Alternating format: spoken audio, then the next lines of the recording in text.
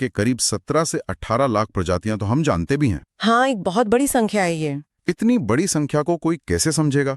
यहीं से शायद हमारे दूसरे सुराग की जरूरत पड़ती है। बिल्कुल, इतनी विशाल विविधता ही वर्गीकरण यानी क्लासिफिकेशन की जरूरत पैदा करती है। अगर आप एक बहुत बड़ी लाइब्रेरी में बिना किसी सिस्टम की किताबें ढूंढने जाएं, तो शायद कभी नहीं मिलेंगी। बिल्कुल, वर्गीकरण वही सिस्टम है और इस सिस्टम के दो शुरुआती कदम है। पहचान यानी आइडेंटिफिकेशन, यानी ये पता लगाना कि कोई जीव असल में है क्या, और नामकरण यानी नॉमेनक्लेचर, यानी उसे एक ऐसा नाम देना जिसे पूरी दुनिया में वैज्ञानिक पहचान सकें। मुझे याद है स्कूल में हम आम को मैंजीफेरा इंडिका रटते थे, लेकिन यह हमेशा समझ नहीं आया कि दो नामों की जरूरत ही क्या है। आम बोलने से काम क्यों नहीं चलता? क्या ये द्विपद नाम पद्धति इसी समस्या को हल करती है? आपने बिल्कुल सही नस पकड़ी है। आम आप हिंदी में कहते हैं, अंग्रेजी में मैंगो, बंगाली में आम। हाँ, भारत में ही सैकड़ों नाम होंगे और दुनिया भर में तो हजारों होंगे। इससे कंफ्यूजन होता। इसी समस्या को हल करने के लिए कैरोलस लिनियस ने द्विपद नाम पद्धति बाइनोमियल नॉमेनक्लेचर को पॉपुलराइज किया।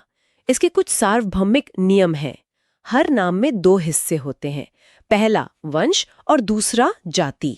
जैसे मैंजीफेरा इंडिका में मैंजीफेरा वंश है और इंडिका जाति। एकदम सही। और इसे लिखने के भी कुछ खास नियम है ना? हाँ, और ये प्रीलिम्स के लिए बहुत जरूरी है।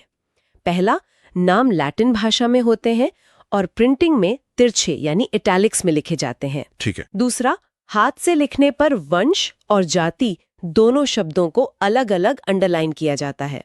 तीसरा, वंश का नाम कैपिटल लेटर से शुरू होता है और जाति का नाम स्मॉल लेटर से।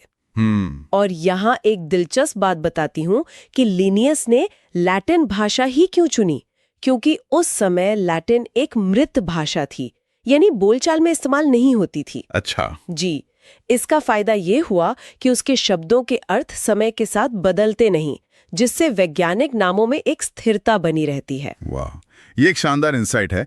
एक छोटा सा फैसला आज भी विज्ञान में क्लैरिटी बनाए रखने में मदद करता है। बिल्कुल। तो ठीक है, अब हमने किसी जीव को पहचान लिया, उसका नाम भी रख दिया। अब उसे उस बड़ी